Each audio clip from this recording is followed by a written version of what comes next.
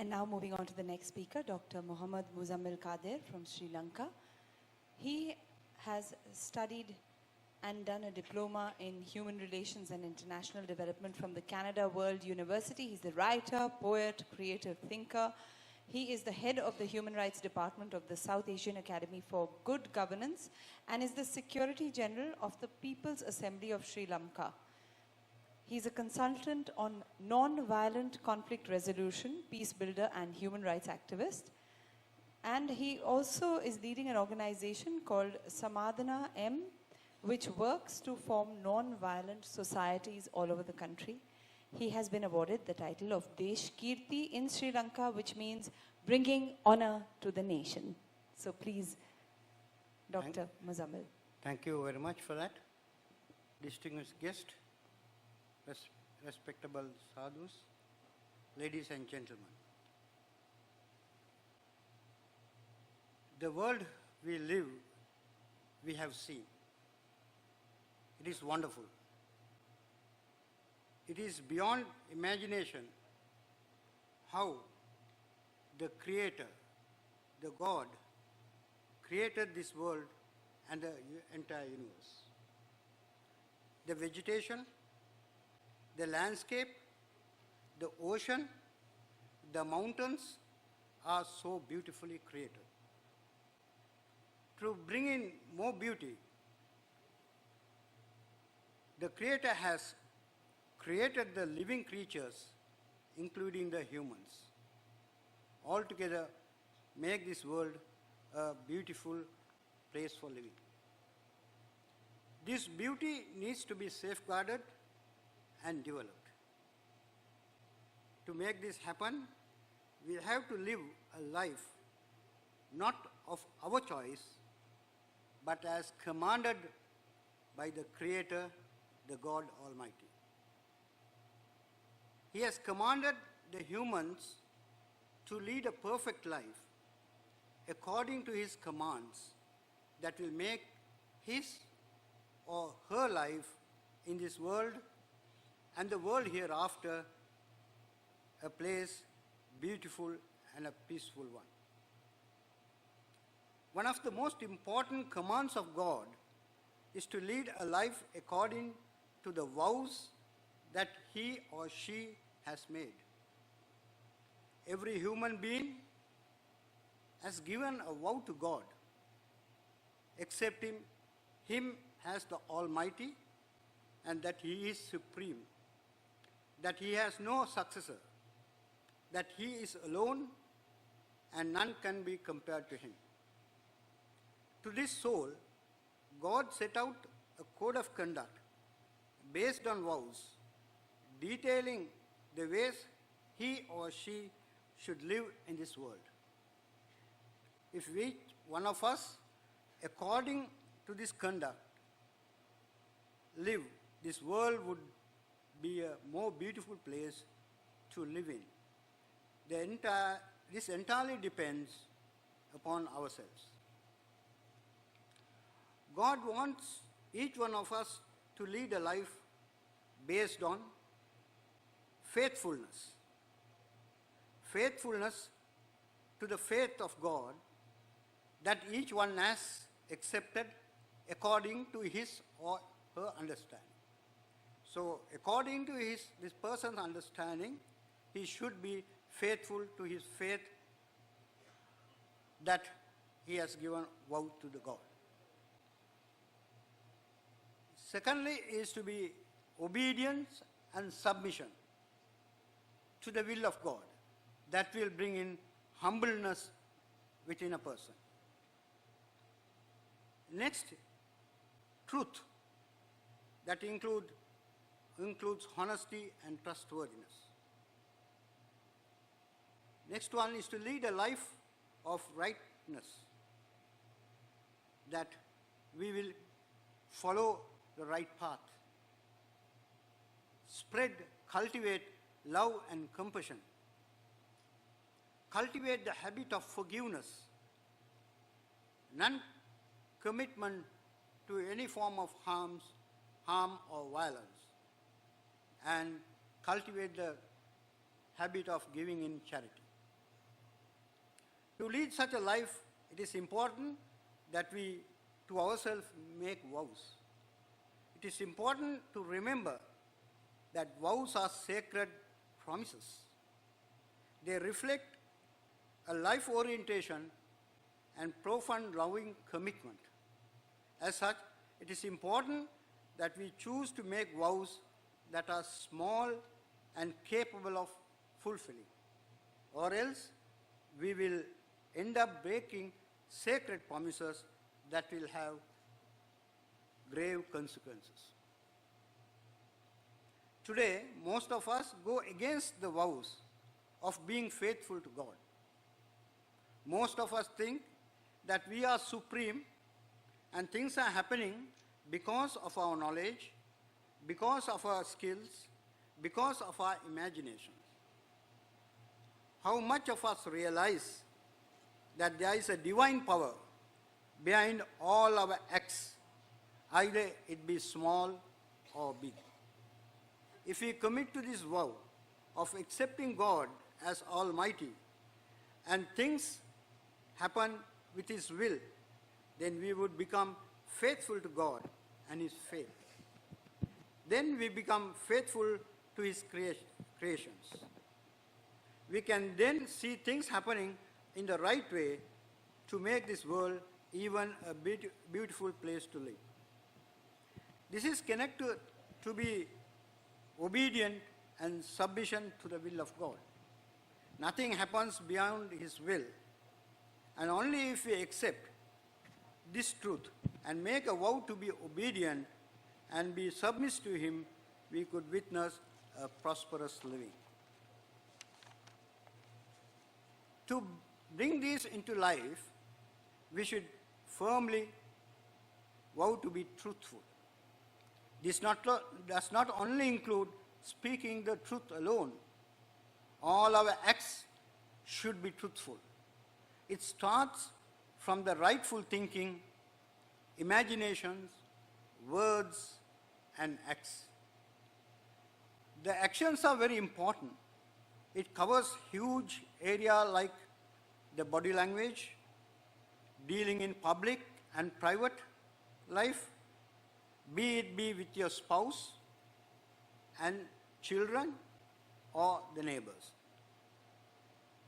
Without leading a life of forgiveness, rightness, we cannot even think that truth will thrive. As such, it is important to make a vow to do the right thing on daily basis. Love and compassion can transform a person's life from a worse situation to a good one. Most people today need love and compassion. A lot of people suffer from the lack of love and compassion and have become sick and depressed. Many have committed suicide for want of love and compassion. It is important, even in a small way, we commit to give love and compassion to every person that we meet in our journey of life. It is not necessary that we should know him or her. What is important is that we make one's life a pleasant one by showering our love and compassion on another. We can see the miracle of this action and can be happy that God has given a chance to make the life of another person a pleasant one. Love and compassion will open the doors for forgiveness.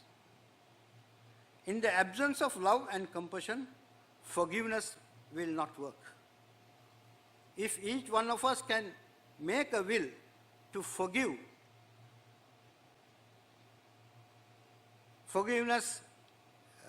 can make a will to be of forgiveness, the world will be splendid, that will function with non-violence. Forgiveness is of two kinds. One is to forgive a person who has done something wrong to you. In this instant, you should be the first person to forgive him and not to wait until he comes and asks you to forgive. Secondly, is that you ask to be forgiven for something you have done to another person and not wait until he says, I will forgive you. This will make you a supreme character who will make things happen in the way the Creator likes to see things happening. If people sideline you and move away from you, it is important you get closer to that person and try to be together. We will then see a world of unity devoid of hate and anger. The world needs a violent-free environment. Violence of all forms need to be ended. This can become possible only through commitment to be non-violent.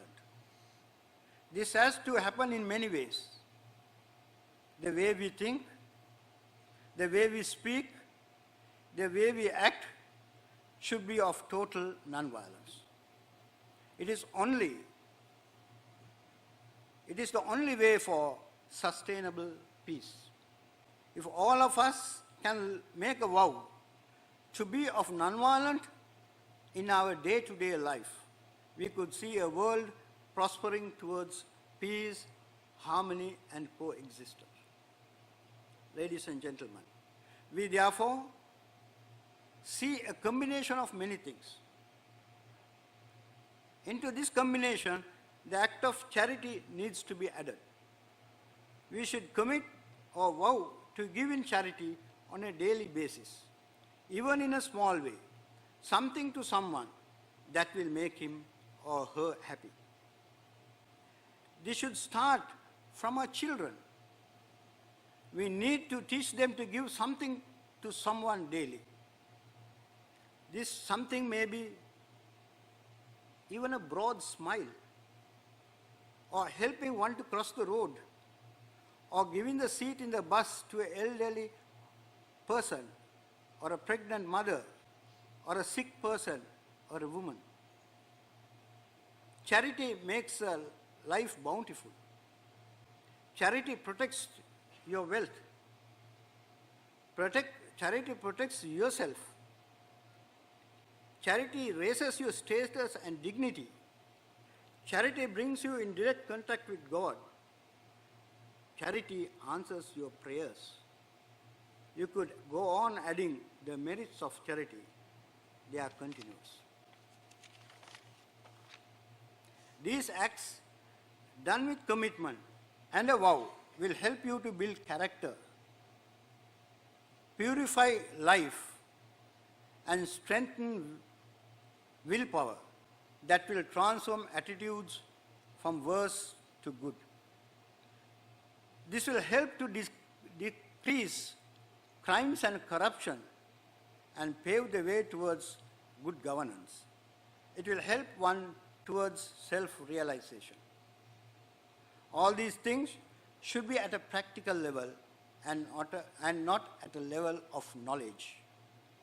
Knowledge is of no use if they cannot be put into practice. This practical aspect will come only if you have the right faith. This is what all religions teach us, and this is the concept of Anuvrat. Another point that needs to be addressed is the commitment of non-possession. Possession is the evil of all evils in the world. The more you develop the desire to accumulate, the more you become possessive. This will make your soul of the desire, this will weaken your soul of the desire in giving charity, whereby you lose love and compassion. This may also make you resort to violence and will not give you a heart to give in charity, will not give you a heart to give forgiveness. Truth will not have a big role to play, whereby dishonesty will rule your life and people will less trust you. Being obedient and submissive to the will of God will be far away from you, and the faithfulness to the faith of God will soon disappear. The end result would be a miserable life to the individual and peaceless one to most of us. In order to build a pleasant world, in order to live a peaceful life in this world and hereafter, let us all together commit ourselves to do small things, to make small vows in our daily, day-to-day life. It will work as vows. We can commit to be faithful to the faith of God, be obedient and submissive to the will of God, speak the truth at all times, even at the cost of our life, do the right thing, practice love and compassion, lead a life of forgiveness, lead a life of non-violence, give charity in abundance, not to be possessive, speak the decent language, not to take to intoxicants, respect the elders and spiritual leaders, not to take bribes and be engaged in corrupt activities, be honest, practice what you preach. This is very important. Any preaching without practice will not transform any soul. So we have to practice what you preach. Eat only what is needed and not waste food. Lead a simple living. Show respect to religions of others, opinions of others. Be faithful to your spouse and all others who show faith on you. If we can, in a small way, practice some of these things in our daily life, we will be able to see the vision of Anuvrat taking shape. This is the very thing the world needs today. Ladies and gentlemen, to start with these small vows,